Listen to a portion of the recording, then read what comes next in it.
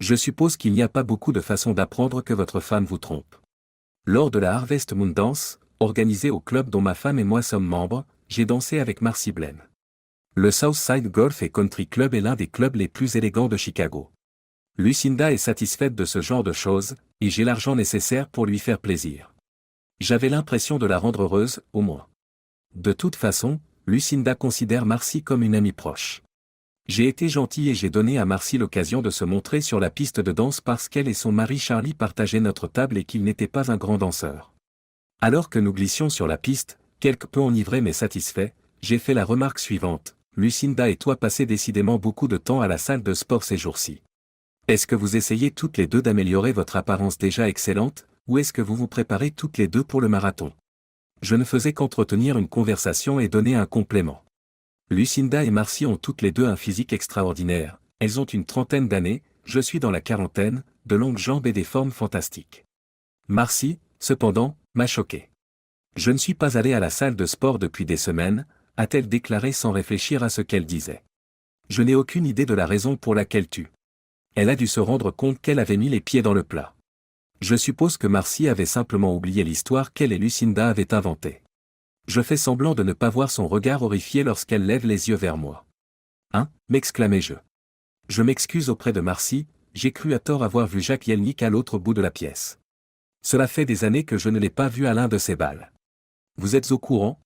J'ai volontairement donné une nouvelle chance à Marcy, qui l'a acceptée en m'observant attentivement.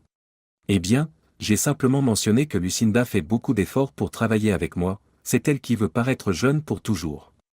Je préférerais me détendre dans le hammam. Elle a ri, et j'ai ri avec elle. Il était évident pour moi qu'elle croyait avoir échappé à la punition, ce qui était exactement ce que je voulais qu'elle croie. Naturellement, je me suis senti mal au cœur au fond de mon estomac. Où était Lucinda exactement si elle ne passait pas 2 à 3 heures par semaine à la salle de sport? Bien que le terme « femme trophée » ne m'ait jamais vraiment attiré, Lucinda correspondait certainement à la description. Je me suis marié pour la première fois à la sortie de l'université, mais cela n'a pas duré longtemps. Je suis resté célibataire et j'ai travaillé dur pendant le reste de ma vingtaine et de ma trentaine. J'ai eu quelques rendez-vous, mais j'ai passé le plus clair de mon temps à étudier le secteur des services financiers et à créer ma propre entreprise.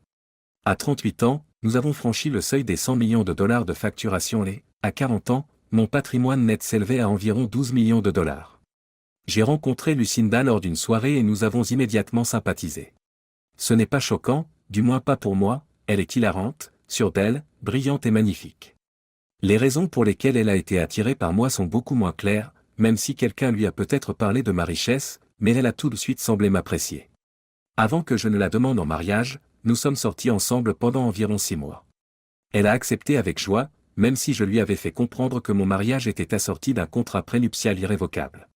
Sur son insistance, nous avons organisé un mariage somptueux à Chicago, digne d'un mariage mondain, suivi de 3 semaines de vacances à Bali, au cours desquelles nous avons fait l'amour jusqu'à l'épuisement. Ai-je mentionné que Lucinda aime faire l'amour? Ou alors elle aime me rendre heureux et connaît ma préférence pour le sexe.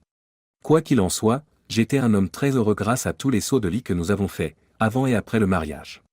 Mais maintenant, le glissement involontaire de Marcy m'a fait me demander si je n'allais pas devenir le stéréotype du mari cocu de la femme trophée.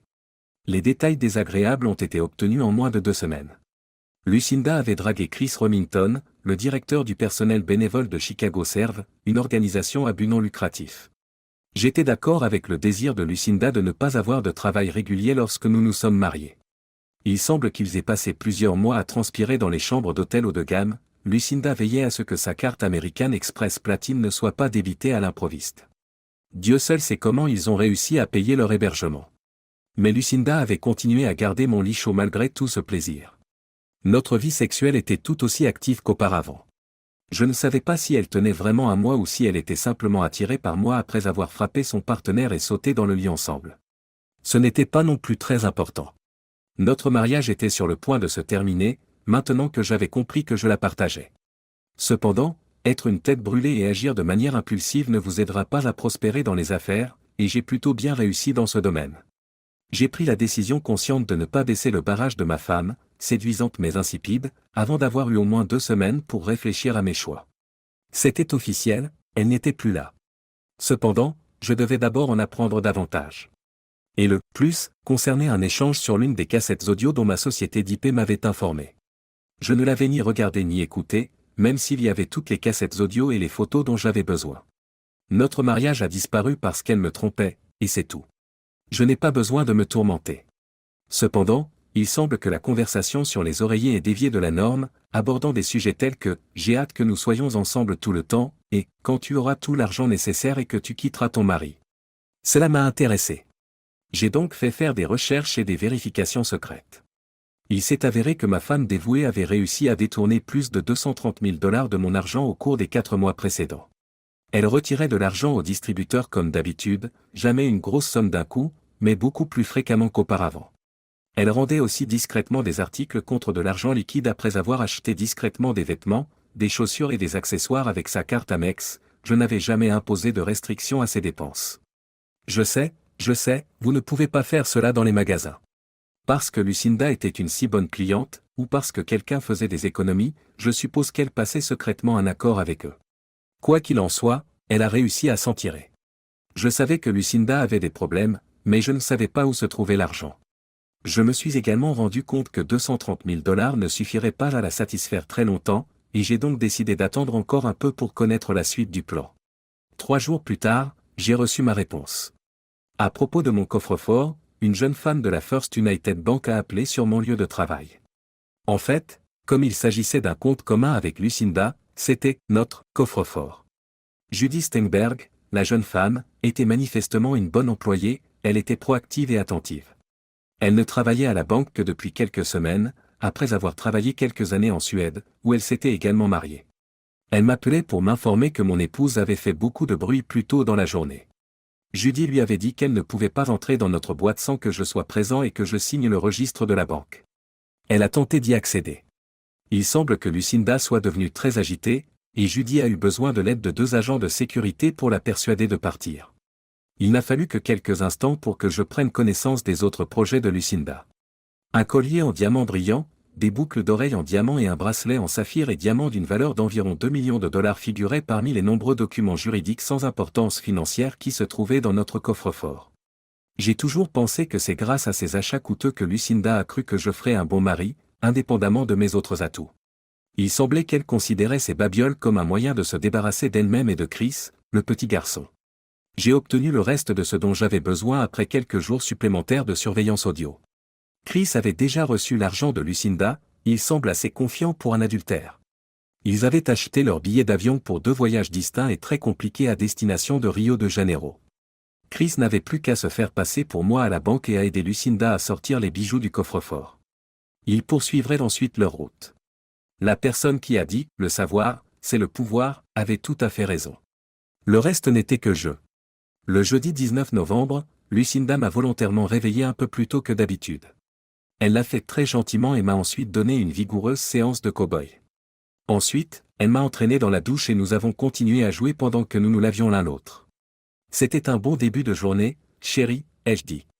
Aujourd'hui, c'est une occasion spéciale. Le sourire aux lèvres, elle m'a tendu le café. Pas du tout, Dave, j'avais juste envie de m'assurer que tu savais ce que je ressentais pour toi. Elle s'est retournée, s'est blottie sur mes genoux et m'a donné un morceau de bacon. Après avoir passé le reste du petit déjeuner à m'embrasser et à me câliner, je suis parti me préparer pour le travail. Elle est arrivée dans le couloir alors que je mettais mon manteau et m'a dit, nonchalamment, « Oh, au fait, chérie, je risque de sortir très tard parce que cette stupide réunion du conseil d'administration a été reportée à ce soir. C'est très embêtant, mais j'ai dit que j'irai. Tu crois que ça va aller ?» Elle m'a posé la même question et m'a encore serré dans ses bras et embrassé, alors bien sûr, je lui ai dit que ça allait. Il était facile de comprendre ce qu'elle voulait dire. Elle essayait de me rassurer pour que je ne m'inquiète pas de sa disparition en s'offrant quelques heures de plus. J'étais assis à mon bureau et je souriais. C'était le grand jour et tout était prêt. Chris devait partir à 15h15 sur une autre compagnie aérienne, tandis que l'avion de Lucinda devait décoller à 14h35. Mes parents arriveraient à l'aéroport à la mi-journée et Chris serait arrêté pour avoir enfreint les restrictions fédérales sur les devises en cachant plus de 10 000 $ en liquide lorsqu'il tenterait d'embarquer. J'avais la preuve que l'argent était à moi, enfin, à moi et à Lucinda, et il ne faisait aucun doute qu'il passerait un temps considérable derrière les barreaux. Mais Lucinda ne voulait pas être dérangée par qui que ce soit. Après avoir vérifié ses bagages, elle montera dans l'avion et partira. Elle arriverait à Rio après environ 19h04 vol, impatiente de commencer sa nouvelle vie avec Chris, une somme d'argent considérable et un énorme paquet de bijoux inestimables. Le seul problème était qu'il n'y aurait ni argent ni Chris. Peu après 11h30, mon téléphone a appelé, et c'était Judy Steinberg, comme je l'avais prévu. Elle m'a dit, ils viennent d'arriver. Comme vous l'aviez prévu, votre femme est entrée dans la pièce avec un homme grand et un peu plus jeune.